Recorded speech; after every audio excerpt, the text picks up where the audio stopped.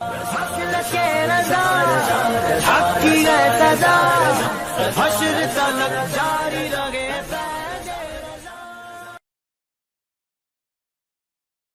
للہ رب العالمین والصلاة والسلام علی اشرف الانبیاء والمرسلین اما بعد فاعوذ باللہ من الشیطان اللعین الرجیم بسم اللہ الرحمن الرحیم قال اللہ تبارک وتعالی فی القرآن المجید ما آتاکم الرسول فخذوه وما نهاکم عنه فانتهوا صدق اللہ مولانا العظیم وصدق رسوله النبی الکریم الامین ونحن على ذلك لمن الشاہدین والشاکرین والحمد للہ رب العالمین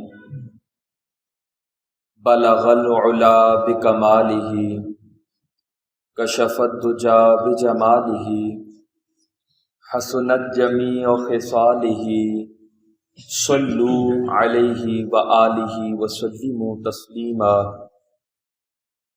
اللہم صل علی سیدنا و مولانا محمد وعلی آل سیدنا و مولانا محمد وبارک وسلم وصلی علیہ صلاۃ و سلاما علیک یا سیدی یا سیدی یا سیدی یا مکی یا ہاشمی یا مطلبی یا رسول اللہ صدقے یا رسول اللہ۔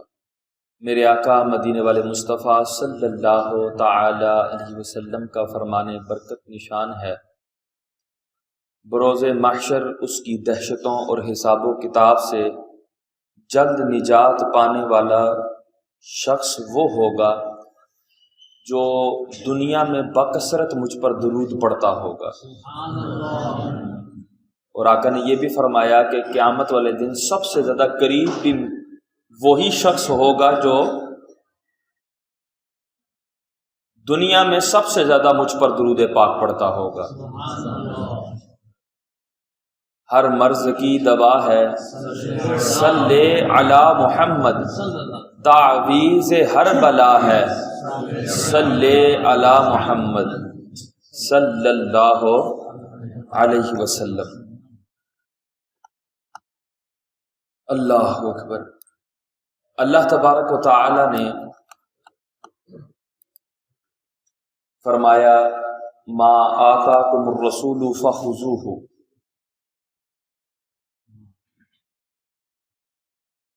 میرا محبوب جو تمہیں دے وہ لے لو،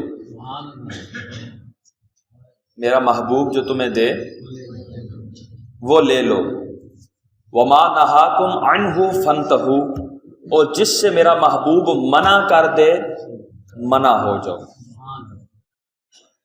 آیت میں یہ تفصیل نہیں بیان کی کہ حضور کیا دیں اور تم کیا لو، حضور کیسے دیں اور تم کیسے لو، مطلقاً فرمایا جو دیں محبوب چپ کر کے لے لو۔ آگے سے یہ کہنے کی گنجائش ہی نہیں کہ حضور یہ کیوں دے رہے ہیں، یہ آپ کیسے دے رہے ہیں، حضور میرا یہ معاملہ ہے، میرا وہ معاملہ ہے، آپ یہ فرما رہے ہیں جو دیں وہ لے لو اور جس سے منع کریں اس سے منع ہو جاؤ۔ اور خدا کی قسم اللہ تبارک و تعالی نے انسانیت کی فلاح اسی میں رکھی ہے۔ حضور صلی اللہ تعالی علیہ وسلم کے فرمودات میں، آپ کے ارشادات میں، آپ کے اقوال میں، آپ کے افعال میں، انہی میں آقا دو عالم صلی اللہ علیہ وسلم کے انہی چیزوں میں رب نے انسانیت کی فلاح رکھی ہے، مومنوں کی نہیں، فقط انسانیت کی فلاح رکھی ہے۔ اب بعض وہ فرامین ہوتے ہیں کہ جو بندے ہمیں اسی وقت سمجھ میں آ جاتے ہیں، اور کثیر کثیر بہت زیادہ فرامین ایسے ہوتے ہیں کہ جن کی حکمت ہمیں اس وقت سمجھ نہیں آتی، اور کئی دفعہ ہم اپنی نادانی میں اس کو معاذ اللہ اس سے صرف نظر کرتے ہیں، اس کو نظر انداز کرتے ہیں، اور جب وہ نتیجہ نکلتا ہے اس کام کا، پھر ہم کہتے ہیں یار واقعی حضور نے سچ فرمایا، حضور صلی اللہ تعالی وسلم کا یہ فرمان بالکل برحق ہے، اس سے پہلے بھی مانتا تھا۔ دیکھیں مومن تو وہ ہے ہی نہیں نا کہ جو حضور کی بات میں شک کرے، وہ تو مومن ہی نہیں۔ مسلمان تو حضور کی بات میں شک کرتے ہی نہیں ہیں، لیکن کئی دفعہ سستی کا شکار ہو جاتے ہیں اور حضور صلی اللہ تعالی علیہ وسلم کے اس فرمان پر عمل نہیں کر پاتے، یا جہالت کی وجہ سے معلوم نہیں ہوتا۔ جب پتہ لگتا ہے تو پھر بندہ کہتا ہے یار واقعی حضور صلی اللہ تعالی علیہ وسلم نے بالکل درست فرمایا اور 100% یہ سچ بات فرمائی۔ تو اس لیے حضور جو بھی فرمائیں، حضور جو بھی کریں، ہمیں اس کی اتباع کرنی چاہیے، ہمیں اس کی پیروی کرنی چاہیے۔ آقا دو عالم صلی اللہ علیہ وسلم کے فرمودات کوئی عام نہیں، بلکہ یہ رب فرماتا ہے وَمَا يَنطِقُ عَنِ الْهَوَىٰ إِنْ هُوَ إِلَّا وَحْيٌ يُوحَىٰ۔ میرا محبوب جب بھی بولتا ہے وحی خدا ہی بولتا ہے، جب بھی بولتا ہے وحی خدا ہی بولتا ہے۔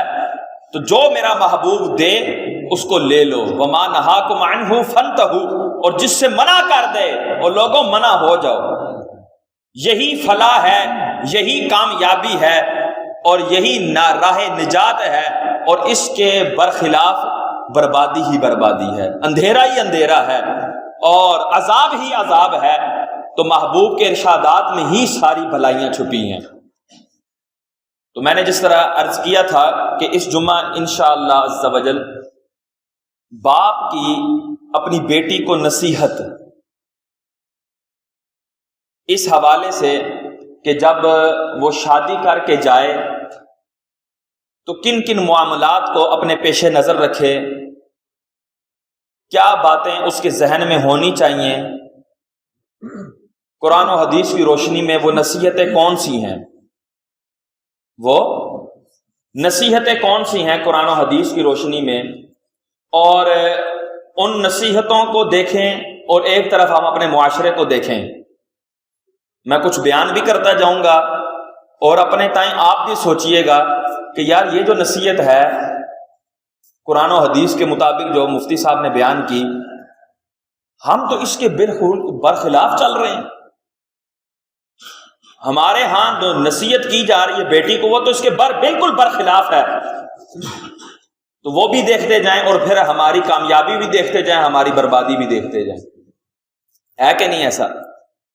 تو اس سے پہلے وہ جو نصیحتیں ہیں، وہ 10 نصیحتیں ہیں، وہ میں عرض کرنے سے پہلے کچھ حضور صلی اللہ علیہ وسلم کے فرمودات، آقا دو عالم صلی اللہ علیہ وسلم کے اقوال ذکر کرتا ہوں، پھر اس کے بعد جو ہے وہ 10 نصیحتیں ذکر کروں گا۔ ہر کوئی اس کو اپنے دل کے اوپر لکھ لے کہ یہ اپنی بیٹی کو بھی کی جا سکتی ہیں، اپنی بہن کو بھی کی جا سکتی ہیں۔ جن کی بیٹیاں ہیں وہ اپنی بیٹیوں کو کریں، جن کی بہنیں ہیں وہ اپنی بہنوں کو کریں، کہ یہ نصیحتیں جو ہیں وہ انشاءاللہ اس کو مرتے دم قبر جانے تک اس کو یہ کام آئیں گی۔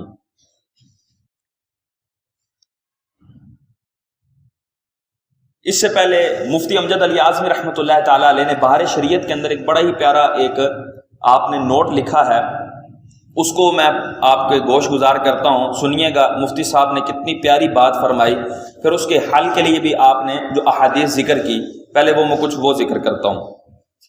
آج کل عام شکایت ہے کہ زن و شور یعنی میاں بیوی میں نا اتفاقی ہے۔ مفتی امجد علی اعظمی رحمۃ اللہ تعالی علیہ بہار شریعت میں کیا فرما رہے ہیں؟ آج کل عام شکایت ہے کہ زن و شور میاں بیوی میں نا اتفاقی ہے۔ مرد کو عورت کی شکایت ہے تو عورت کو مرد کی، مرد کو عورت کی تو عورت کو مرد کی، ہر ایک دوسرے کے لیے بلائے جاں ہے، اور جب اتفاق نہ ہو تو زندگی تلخ اور نتائج نہایت خراب۔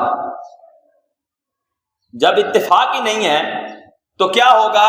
ہر وقت لڑائی جھگڑے، ہر وقت نا اتفاقی، ہر وقت بے سکونی، بے چینی، بے اطمینانی، تو اس طرح کے نتائج ہی ہوں گے اور معاملات خراب ہوں گے۔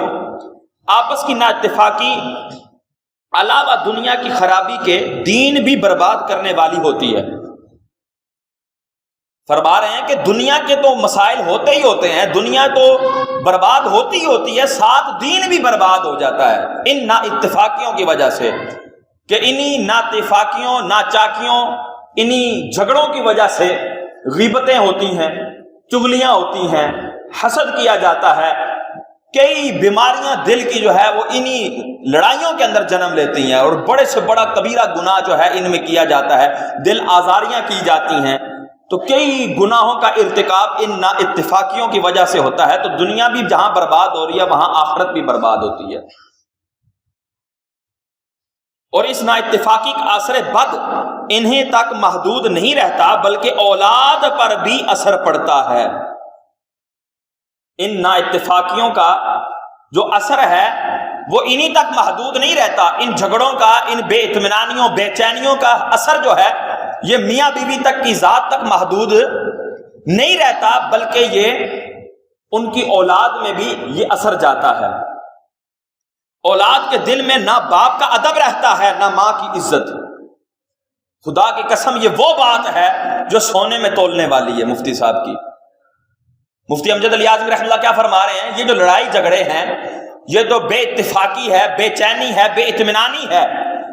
شوہر کوئی بات کہتا ہے، بیوی آگے سے 100 جواب دیتی ہے، اور اگر بیوی کوئی بات کہے تو شوہر آگے سے کرختے لہجے میں جواب دیتا ہے۔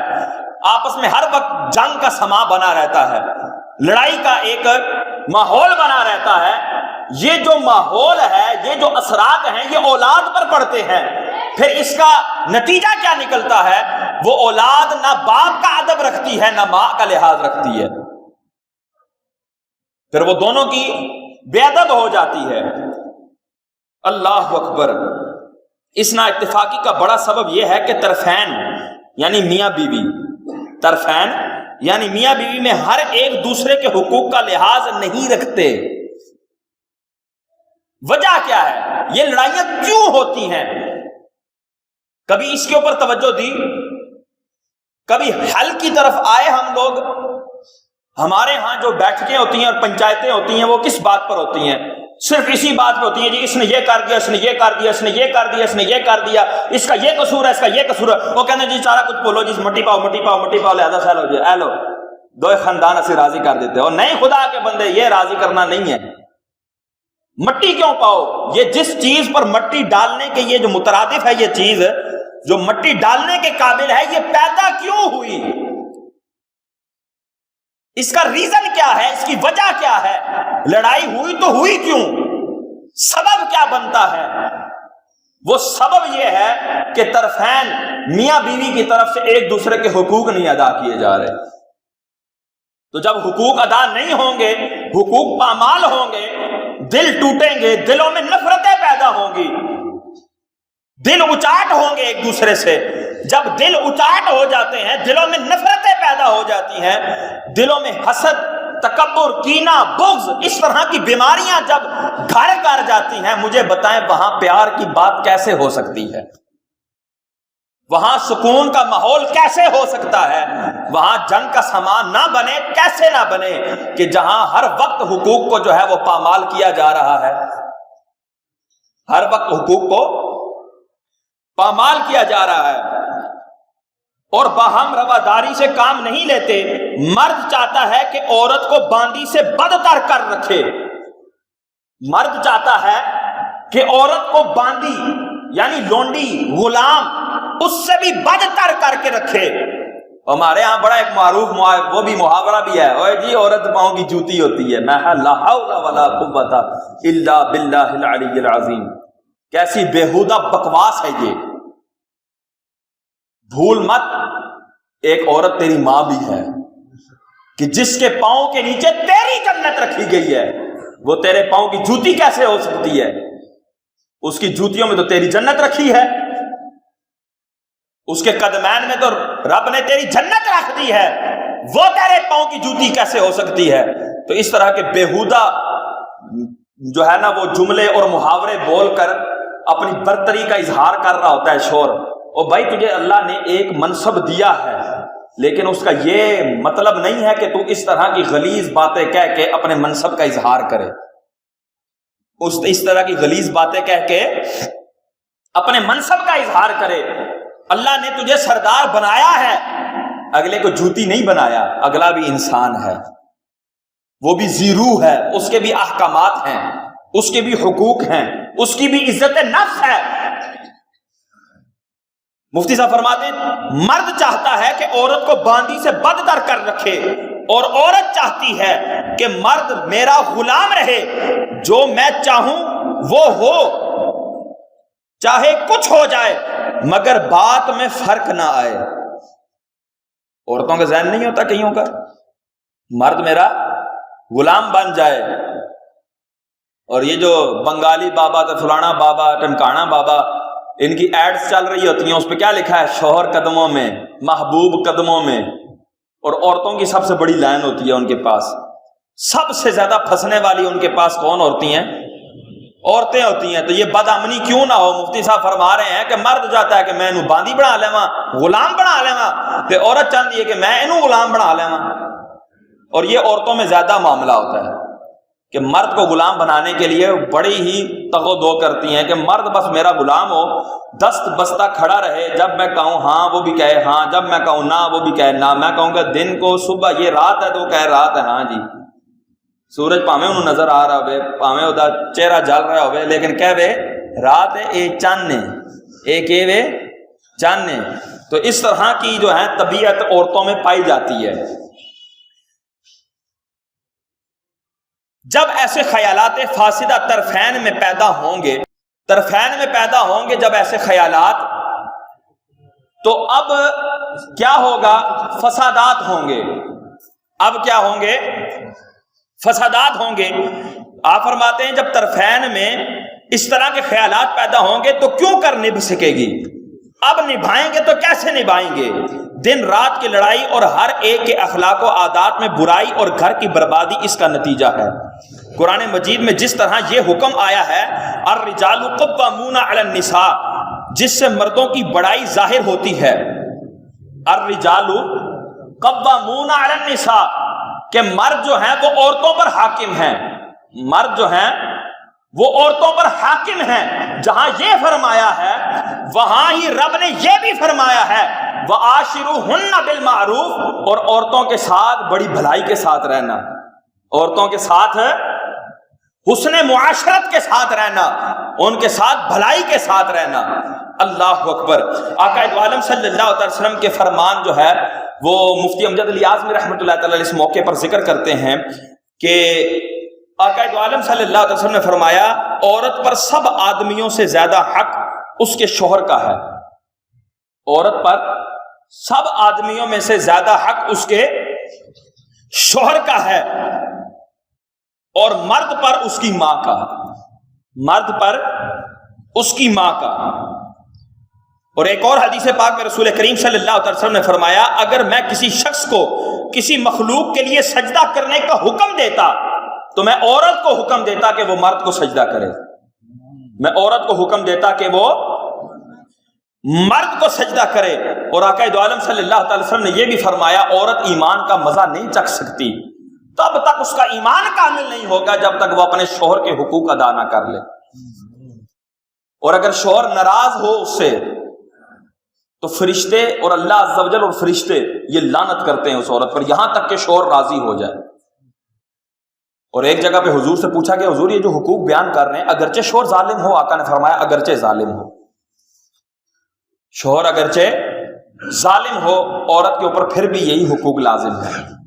مرد پر بھی حقوق ہیں کہ مرد اس سے حسن معاشرت کرے، اس کی چیزوں کا خیال رکھے، اس کی خواہش کا خیال رکھے، اس کے معاملات کا خیال رکھے، اس کا نفقہ وقت پر دے، اس کا سکنا بہترین اس کو دے، اس کے تمام حقوق اس کو جو شریعت نے مقدر اور مقرر کیے ہیں وہ ان کو ادا کرے۔ لیکن عورت کے بھی یہ اوپر لازم ہیں یہ چیزیں کہ وہ اپنے شوہر کی عزت کرے۔ اب وہ 10 نصیحتیں جو ہیں وہ اپنے دل کی تختی پر اگر لکھیں گے تو انشاءاللہ عز و جل بہت فائدہ ہوگا۔ الوصیت الاولی، پہلی وصیت، پہلی نصیحت باپ کی بیٹی کو یہ ہے الصحبۃ بالقناعہ۔ میری پیاری بیٹی، میری آنکھوں کی ٹھنڈک، شوہر کے گھر جا کر قناعت والی زندگی گزارنے کا اہتمام کرنا، شوہر کے گھر جا کر قناعت والی زندگی گزارنے کا اہتمام کرنا، جو دال روٹی ملے اس پر راضی رہنا، جو دال روٹی ملے اس پر راضی رہنا جو روکھی سوکھی شوہر کی خوشی کے ساتھ مل جائے، جو روکھی سوکھی شوہر کی خوشی کے ساتھ مل جائے وہ اس مرغ پلاؤ سے بہتر ہے جو اس کی ناراضگی سے ملے۔ کیسی نصیحت ہے یار! اگر باپ اپنی بیٹی کو یہ نصیحت کرے گا کہ بیٹا شوہر کے گھر جا رہی ہے تو وہاں تجھے جیسا بھی کھانا ملے، دیکھیں اس نصیحت میں کہیں بھی یہ نہیں ہے کہ جے اگر غریب ہوئے تو پھر تے چپ کر جائیں، تے جے اگر امیر ہوئے تو جوریاں بھری ہوئے تو پھر رولا پا کے پورے محلے سنائیں، پھر رولا پا کے پورے محلے سنائیں کہ جی مینو فلانی شہر نہیں آن کے دینا تو مینو فلانی شہر نہیں آن کے دینا۔ عورتوں کا زیادہ تر کیا معاملات ہو رہے ہوتے ہیں، جھگڑے کس بات پر ہو رہے ہوتے ہیں؟ میں نے آپ سے فلانی چیز ہی تو مانگی ہے، اب شوہر کے اس وقت حالات خراب ہیں، معاملات خراب ہیں، اس کے پاس اتنے معاملات نہیں ہیں، اتنے پیسے نہیں ہیں کہ وہ اس جگہ لگا سکے، اس بات پر عورت کا کئی دن جو ہے کئی ہفتوں اس کا منہ چڑھا رہے گا، نہ اس سے صحیح بات کرے گی، نہ اس کے کھانے کا خیال رکھے گی، نہ اس کے سونے کا خیال رکھے گی، اور جب وہ سونے لگے گا تو اس وقت جو ہے نا وہ بڑ بڑ کر کے تو اس کی نیند بھی حرام کرے گی اور اپنے لیے اس کے دل میں نفرت بھی بھرتی جائے گی۔ اب وہ چیز تو آ جائے گی، وہ چیز جو مطالبہ کیا ہے اس نے، جو اس کی نیندیں حرام کر کے اس نے مطالبے کیے ہیں وہ آ جائے گی، لیکن وہ ناراض ہو کر دے گا، اپنی جان چھڑوانے کے لیے دے گا، یار بس کسی طرح متھیوں لے دے۔ تو کیا فرمایا؟ میری پیاری بیٹی اپنے شوہر کے گھر قناعت کے ساتھ رہنا، جو دال روٹی ملے اس پر راضی رہنا، جو روکھی سوکھی شوہر کی خوشی کے ساتھ ملے وہ اس مرغ پلاؤ سے بہتر ہے جو اس کی ناراضگی سے ملے۔ یہ پہلی نصیحت ہے، الصحبۃ بالقناعہ، قناعت کے ساتھ رہنا، یہ یاد رکھیں۔ پہلی نصیحت کیا ہے؟ قناعت کے ساتھ رہنا بیٹی۔ دوسری وصیت، الوصیۃ الثانیہ والمعاشرۃ بحسن السمع والطاعہ، میری پیاری بیٹی اس بات کا خیال رکھنا کہ اپنے شوہر کی بات کو ہمیشہ توجہ سے سننا، اپنے شوہر کی بات کو توجہ سے سننا۔ آپ لوگوں کی توجہ ہے؟ کتنی پیاری بات ہے یار یہ، ذرا اپنے معاشرے پر نظر تو دوڑائیں۔ شوہر بات کر رہا ہوتا ہے، بیوی کبھی اس کھوڑ میں گھس جاتی ہے، کبھی ادھر کبھی چلی جاتی ہے، کبھی وہ کپڑے اٹھانے لگ جاتی ہے، کبھی جوتے سیدھے کرنے لگ جاتی ہے، کبھی کیا کرتی ہے، کبھی کیا کرتی ہے۔ شوہر بیچارہ یہی دیکھ رہا ہوتا ہے کہ اب یہ کہیں کھڑی ہو، یہ کوئی میری طرف توجہ کرے، اس سے میں بات کروں۔ جی میں سن رہی ہوں، میں سن رہی ہوں، آپ کریں، آپ بات کریں، کانوں سے سنتے ہیں۔ کیا بتاتی ہے شوہر کو؟ کانوں سے سنتے ہیں۔ اور بھائی توجہ اس کو نہیں کہتے۔ اب یہاں باہر جو بھی ٹھک ٹھک ہو رہی ہے وہ میرے کانوں میں آواز پڑ رہی ہے نا، لیکن میری توجہ نہیں ہے، میری توجہ نہیں ہے۔ جب توجہ کروں گا تو پتہ لگے گا کہ یہ کہاں سے ٹھک ٹھک کی آواز آ رہی ہے، یہ کہاں سے چیخو پکار کی آواز آ رہی ہے۔ جب میری توجہ نہیں ہے تو کان تو میرے اس وقت بھی ہیں، تو اس وقت میں نے وہ کیوں نہ سنی بات، تو پتہ لگا اصل چیز توجہ ہے۔ کان تو ایک توجہ کو حاصل کرنے کا ذریعہ ہے، اور آنکھیں جو ہیں یہ اگر کسی کی طرف آپ متوجہ ہوں گے اور آنکھوں سے اس کی طرف توجہ نہیں کریں گے، اس کو دیکھیں گے نہیں، تو وہ تب تک آپ کی توجہ پر مطمئن نہیں ہوگا، تب تک وہ آپ کی توجہ پر، جیسے آپ میرے سامنے بیٹھے ہیں، آپ ایسے کر کے دیکھنے لگ جائیں، کبھی وہ دیکھیں، کبھی اس کو دیکھیں، کبھی ٹی وی کو دیکھیں، کبھی اس کو جھومر کو دیکھیں، کبھی لائٹوں کو دیکھیں، کبھی پنکھوں کو دیکھیں، تو میں کیا کہوں گا کہ یار یہ توجہ نہیں ہے ان کی۔ آپ کہیں گے مولوی صاحب ایڈا تجھے چیخ کے بول رہے میرے تو کان درد کرنے لگ پے نے، تو میرے تو کان آپ کی طرف ہیں۔ تو کان ہونا کسی کی طرف یہ توجہ نہیں کہلاتی، توجہ یہ کہلاتی ہے کہ بندہ سب کچھ چھوڑ چھاڑ کر اس کی طرف متوجہ ہو کر بیٹھ جائے کہ جی آپ فرمائیں میں سن رہا ہوں، اس کو توجہ کہتے ہیں۔ تو باپ اپنی بیٹی کو کیا نصیحت کر رہا ہے؟ المعاشرۃ بحسن السمع والطاعہ، بیٹی اپنے شوہر کے ساتھ رہنا تو حسن سمع یعنی توجہ کے ساتھ، کہ جب بھی وہ بات کرے تو اس کو توجہ سے سننا اور اس کو اہمیت دینا، اس کی بات کو اہمیت دینا۔ اب اہمیت کیسے دی جا رہی ہوتی ہے؟ اور جی ٹھیک ہے بس آپ نے کہہ دیا نا، آپ نے کہہ دیا نا، بس ٹھیک ہے، ہوگی بات، آپ بار بار کیوں میرے کان کھا رہے ہیں؟ دماغ پکا دیا آپ نے بات کر کر کے۔ اب مجھے بتائیں، کیا یہ اہمیت دے رہی ہے اپنی شوہر کو؟ کیا یہ توجہ دے رہی ہے اپنے شوہر کو؟ نہ، یہ توجہ نہیں ہے، یہ اہمیت نہیں ہے، بلکہ اگلے کو ذلیل کرنا ہے۔ اور آپ تقریر کرنا شروع ہو جاتے ہیں، آپ تو شروع ہوتے تو چپ ہونے کا نام نہیں لیتے، آپ یہ کرتے ہیں تو وہ کرتے ہیں۔ اہمیت دینا نہیں کہتے اس کو ذلیل کرنا کہتے ہیں۔ اہمیت یہ ہے، توجہ یہ ہے کہ بیوی ہاتھ باندھ کے شوہر کے سامنے بیٹھ جائے، حضور آپ نے کچھ فرمانا تھا، حضور آپ نے کچھ فرمانا تھا، آپ حکم فرمائیں میں سن رہی ہوں، آپ حکم فرمائیں میں سن رہی ہوں، اور آگے ہاتھ باندھ کر بیٹھ جائے، اور جب وہ بات کریں تو کہے جی جی بالکل بالکل، جی جی انشاءاللہ، آپ کو یہ بات بری لگی میں معذرت کرتی ہوں، آئندہ ایسا نہیں ہوگا، آئندہ ایسا نہیں ہوگا۔ اس کو کہتے ہیں توجہ دینا، اس کو کہتے ہیں اہمیت دینا۔ تو کبھی یہ اپنی بیٹی کو نصیحت کی، کبھی یہ بات اپنی بہن کو سکھائی، کبھی ہم نے اپنی بیٹی کو جہیز کے ساتھ اس طرح کا پیارا جہیز دیا؟ نہ، دنیا کا سب کچھ دے دیا، نہیں دیا تو پیاری تربیت نہیں دی۔ جی سال بعد نکاح ہے، وہ طلاق ہو گئی، جی مہینے بعد طلاق ہوگی، 2 مہینے بعد طلاق۔ میں کہا طلاق کیسے نہ ہو جب تو نے اپنی بیٹی کی زبان ہرائی اس بات پر ہے کہ وہ اپنے شوہر کے ساتھ بدتمیزی کرے، وہ اپنے شوہر کو جواب دے، ہر بات کا جواب اس کے پاس تیار پڑا ہو۔ او جی میری بیٹی بڑی ذہین ہے، وہ نہیں چپ بیٹھی، غلط بات دیکھتی ہے پڑ جاتی ہے۔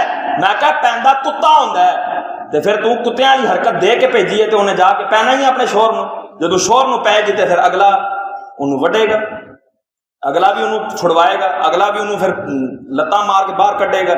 ہوئے گا کہ نہیں اینج ہوئے گا یار بولو؟ تو یہ نصیحت ہے، اہمیت دینا اور ہر حال میں ان کی بات پر عمل کرنے کی کوشش کرنا۔ اس طرح تم ان کے دل میں جگہ بنا لو گی، کیونکہ اصل آدمی نہیں، آدمی کا کام ہوتا ہے، اصل آدمی نہیں بلکہ آدمی کا کام ہوتا ہے۔ کہتے ہیں نا کام کو سلام ہے، کام کو، میں کہتا ہوں یقین مانے بندہ جتنا مرضی کالا ہو کوجا ہو، لیکن اخلاقیات کے اگر خوشبو ہے نا اس کے پاس، خدا کی قسم لوگ اس کے بھی پاؤں چومیں گے۔ اگر اخلاقیات کا زیور ہے اس کے پاس، لوگ اس کے پاؤں چومیں گے۔ اگر وہ لنگڑا ہے، لولا ہے، لیکن اس کے پاس اخلاقیات کا زیور ہے نا، خدا کی قسم لوگ اس کو بھی سر پر بٹھائیں گے۔ اور اگر خوبصورت سے خوبصورت ترین شخص ہے، سونے سے سونا ہے، لیکن اخلاقیات اس کے اندر بدبو پائی جاتی ہے، جب بھی بات کرتا ہے تو بڑے پیڑے انداز سے بات کرتا ہے، اور جب بھی بات کرتا ہے کرختے لہجے سے بات کرتا ہے، اور اگر یہی باتیں عورت میں آ جائیں تو ایسا مرد اور ایسا عورت منہ لگانے قابل نہیں ہوتے، ایسوں کے ساتھ زندگی گزارنا ممکن نہیں ہوتا۔ ایسے تو اہل محلہ جو ہے نا وہ سال سال نہیں ایسے لوگوں سے ملتے، اہل محلہ تو جو گھر میں رہتا ہو تو اس کی کیا حالت ہوتی ہوگی بیچارے کی۔ تیسری وصیت،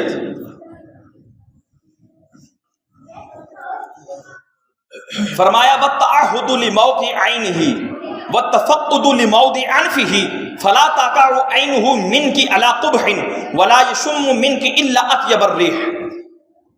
میری پیاری بیٹی، اپنی زینت و جمال کا ایسا خیال رکھنا کہ جب وہ تجھے نگاہ بھر کے دیکھے تو اپنے انتخاب پر خوش ہو، اپنے انتخاب پر خوش ہو، یعنی اس کو نظافت کی تلقین کرو، بیٹی کو نظافت کی تلقین کرو کہ بیٹا پاک صاف ستھرے کپڑے پہن کے رہنا، جو ایک مناسب بناؤ سنگار ہوتا ہے شریعت کے دائرے میں وہ کر کے رہنا، تاکہ وہ جب بھی تجھے دیکھے تو وہ یہ نہ کہے وہ یار ایک کیڑی شے میں لے آیا کار، یہ میرا انتخاب کیسا تھا، وہ پڑا کیڑا پیڑا تیڑا ہے جدو اس نے کار جا بڑھا اس میں، کہندے رہنا کہ نہیں کہندے، وہ معاشرے کی باتیں ہیں نا، یہ وہ جملے میں بول رہا ہوں جو ہمارے ہاں ادا کیے جاتے ہیں۔ وہ کون سی پتہ نہیں منحوس گھڑی تھی جب میں نے اس کا رشتہ مانگ لیا تھا. وہ کہتے ہیں کہ نہیں کہتے؟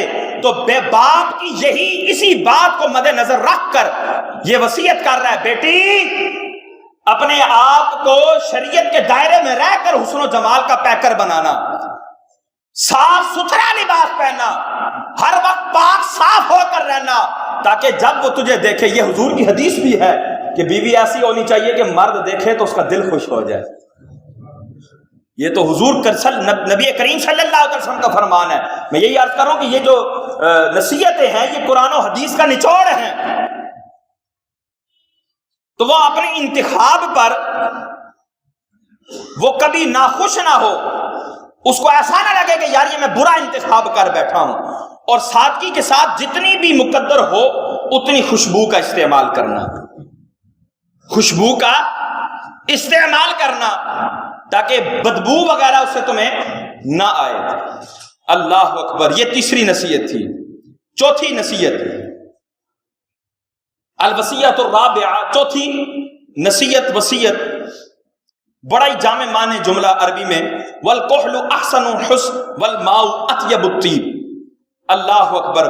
بیٹا اپنے شوہر کی نگاہ میں بھلی معلوم ہونے کے لیے اپنی آنکھوں کو سرمے اور کاجل سے حسن دینا.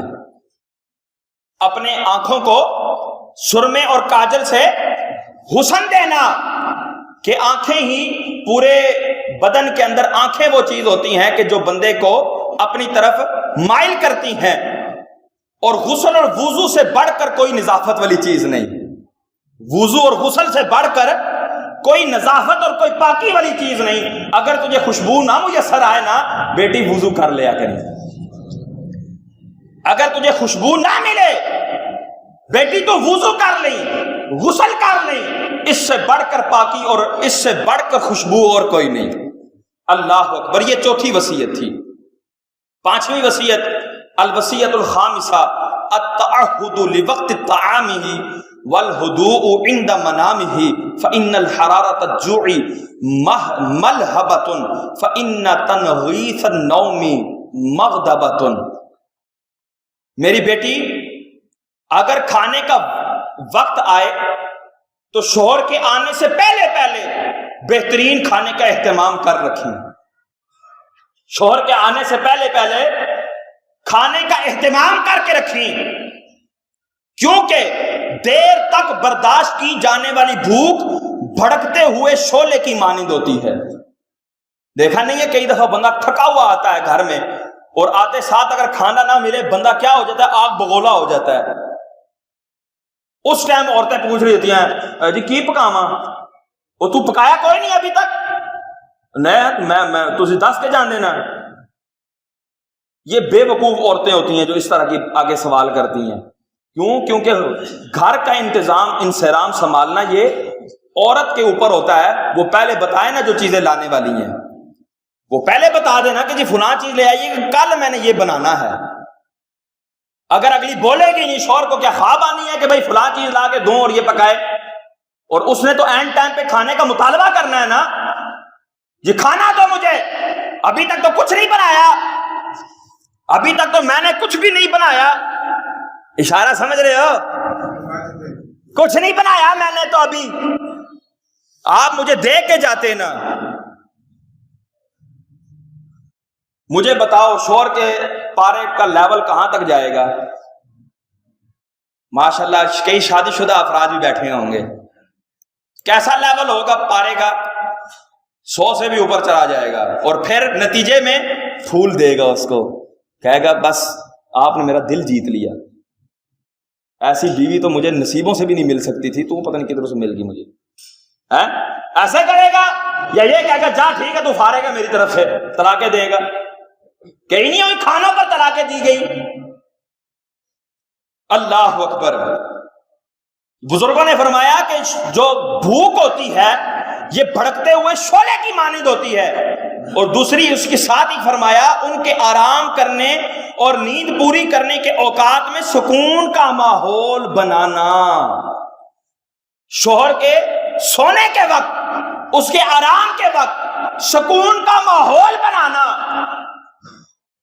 ہمارے ہاں سب سے زیادہ بے سکونی کا ماحول بنایا جاتا ہے اسی ٹائم پہ شور آیا، جو ہی بیچارہ اپنے بسترے پہ اس نے ایسے لیٹا، سر تکیے پہ رکھا، آ کے سرانے بیٹھے گی، تیری ماں نے انج کیتا، تیری بھن نے انج کیتا، تیرا پرا اج انج کہہ رہا سی، تیرا پیو اج بڈھا مینوں انج کہہ رہا سی، تیری بڈھی ماں مینوں انج کہہ رہی سی، تیری میں فلانی ٹھنگنی، تو بھی انج تے تیرا پیو بھی انج، تیرا خاندان بھی انج دا تے تیرا سارا ٹبر ہی انج دا، تسی مینوں نہیں جین دیو گے، میں اتنے بڑی تنگ ہاں۔ پھر روئے گی، پلٹے گی، کلٹے گی، او دے اس ٹائم جدوں اس نے آرام کرنا ہے، سونا ہے، پورے دن کا تھکا ہوا شور آتا ہے گھر میں، سب سے پہلے آتا ہے بیوی کا 12 بجا ہوا تھوبڑا دیکھتا ہے، دیکھ کر اس کا دل جو ہے نا اس سے نفرت کرنے لگ جاتا ہے کہ نہیں ہے یار؟ کیوں؟ نصیحت نہیں، بلکہ ہم نے تو پٹھی متے لگائی تھی، اوے تیرے جو زبان نہیں، تیری سس نے تینوں بری گل آکھی ہے، تو سس نو بھی جواب دینا ہے، تو پتر آوے اس نو بھال کے کہنا ہے اے تیرے ماں نے کرتوت کیتا ہے، انہوں بھی بھال کے کہنے ہیں اے تیرے کام کیڑے کام نے، تیرے منہ جو زبان نہیں ہوتی ہے، تو کیوں نہیں گل کی تھی؟ او تو شیر نہیں تھی، یہ شیر نہیں تھی۔ اور میں کہا مر جائے ایسا شیر۔ پھر اس شیر کی تھی جب شیرنی واپس آتی ہے نا، پھر 3 طلاقوں کا ڈبہ لے کر ہی آتی ہے کہ نہیں یار؟ بولو یار، سارے بیٹھے ہو، کون مسن ہے؟ یہی بات ہے کہ نہیں بات؟ اور جی شیر کی بیٹی ہے، تجھے ایسے جواب دینا چاہیے تھا۔ اور اگر آگے کوئی بتا دے نا میں نے این جواب دیتا ہے ساس نو، تو میں این جواب دیتا ہے اپنے دیور نو، میں این جواب دیتا ہے اپنی دیورانی نو، شاباش دیکھ، شاباش، اصل تھی تے تو میری ہے، بس یہ جتنے تھاپڑے مارے نا اتنی طلاقیں لے کر آئے گی۔ اللہ اکبر۔ چھٹی وصیت، الاحتفاظ ببیتہ ومالہ وارعاء علی نفسہ وحشمہ وعیالہ۔ فرماتے ہیں میری بیٹی ان کے گھر اور ان کے مال کی نگرانی، یعنی ان کے بغیر اجازت کوئی گھر میں نہ آئے، اور ان کا مال لغویات، نمائش، فیشن اور جیسی دوسری چیزوں میں برباد نہ کریں، ان کا مال بری چیزوں میں برباد نہ کریں، لغویات میں برباد نہ کریں۔ وہ جی آج میں نے بس کہا تھا کہ میں بیوٹی پارلر قریب ہی تھا، تو میں نے کہا وہ جو آپ کا 50,000 روپے لگا ہے اس میں 50,000 ہمیں رکھا ہوا کافی دیر دیا رہندا، میں کہا 30,000 بچوں کٹ کے تو میں اپنا فیشن ہی کرا ہوا، وہ بعد پٹے کے یار ایک ہی ہو گیا، وہ تو میں فلانی چیز اس تے رکھا سی۔ تو اس کا مال جو ہے لغویات میں برباد نہ کرنا، کیونکہ مال کی بہتر نگہداشت حسن انتظام ہوتی ہے، اور عیال کی بہتر حفاظت حسن تدبیر ہوتی ہے، تو اس کے گھر کی بھی حفاظت کرنا، اس کے مال کی بھی حفاظت کرنا۔ 7ویں وصیت، یہ کتنی بڑی وصیت ہے، اس کو ذہن میں رکھیے گا، بہت بڑی وصیت ہے۔ فرمایا میری بیٹی ان کے راز کو راز ہی رکھنا، ان کے راز کو راز ہی رکھنا، کبھی اس راز کو افشا نہ کریں، لوگوں کو نہ بتائیں، اپنی ماں کو، اپنی ساس کو، اپنی بہن کو، اپنی نند کو، اپنی دیور کو، کسی اور کو نہ بتائیں، کہ بات پھرتی پھراتے پہنچ ہی جاتی ہے، بات پھرتی پھراتی پہنچ ہی جاتی ہے۔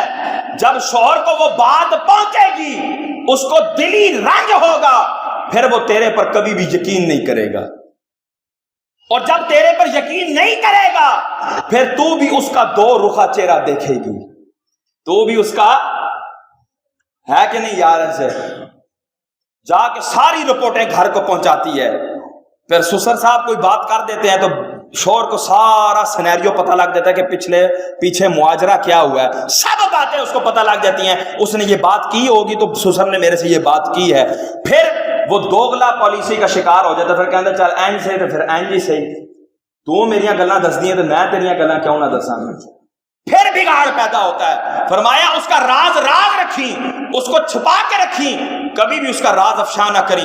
8ویں وصیت، آپ نے فرمایا کہ جب وہ غمگین ہو اور تجھے کوئی خوشی ملی ہو تو اپنی خوشی کا اظہار اس کے غم کے وقت نہ کریں، اپنی خوشی کا اظہار اس کے غم کے وقت نہ کریں، کہ اگر غم کے وقت وہ خوشی کا اظہار کرے گی نا تو وہ کہے گا کہ یہ میرے غم پر خوش ہو رہی ہے، اس کے دل میں تیرے لیے نفرت پیدا ہوگی۔ اور جب تیرا شوہر خوش ہو اور تجھے کوئی غم ملا ہو، اپنے غم کا اظہار نہ کریں، کیوں؟ کیونکہ اس بات سے بھی تیرے شوہر کے دل میں نفرت پیدا ہوگی، وہ یہ سمجھے گا کہ اس کو میری خوشی عزیز نہیں ہے، اس کو میری خوشی عزیز نہیں ہے۔ 9ویں وصیت فرمایا اگر تم ان کی نگاہوں میں قابل تکریم بننا چاہتی ہو تو ان کی عزت و احترام خوب کرنا اور ان کی مرضی کے مطابق چلنا، تو اس کو ہمیشہ ہمیشہ اپنی زندگی کے ہر مرحلے میں اپنا بہترین رفیق پائے گی۔ جب اس کی عزت کرے گی، احترام کرے گی، اس کے آگے بولے گی نہیں، ایک دن آئے گا کہ وہ بھی تیری عزت کرے گا، تیرا احترام کرے گا، اور تیرے ہر تیرے معاملے میں وہ تیرا بہترین ساتھی شمار ہوگا۔ آخری وصیت فرمایا میری اس نصیحت کو پلو سے باندھ لو، میری اس نصیحت کو پلو سے باندھ لو، اس پر گرا لگا لو کہ جب تک تم ان کی خوشی اور مرضی کی خاطر کئی بار اپنا دل نہیں مارو گی اور ان کی بات کے اوپر اپنی بات کے اوپر ان کی بات کو نہیں رکھو گی، اپنی خوشیوں کا قتل عام نہیں کرو گی ان کی خوشی کے لیے، تب تک تم اپنا مقام نہیں بنا سکتی۔ تمہیں اپنی کئی خوشیوں کو قربان کرنا پڑے گا اپنے شوہر کی خوشی پانے کے لیے، اور خدا کی قسم اسی میں تیرے لیے رب نے خوشی رکھی ہوگی، اسی چیز میں تیرے لیے رب نے خوشی رکھی ہوگی۔ یار خدا کی قسم یہ ہے دین کا مزاج، یہ ہے دین کا مزاج۔ اگر ہم اس مزاج کو سمجھیں گے تو انشاءاللہ ہم فلاح پائیں گے، اور ہمارا کبھی بھی گھر توڑ پھوڑ کا اور لڑائی جھگڑے کا شکار نہیں ہوگا۔ ان نصیحتوں پر خود بھی عمل کریں، اپنے بیویوں کو بھی سکھائیں، اپنی بچیوں کو بھی سکھائیں، اپنی بہنوں کو بھی سکھائیں۔ اللہ تعالیٰ سے دعا ہے اللہ تعالیٰ میں عمل کی توفیق عطا فرمائے۔ آمین بجاہ النبی الامین صلی اللہ تعالی علیہ وسلم۔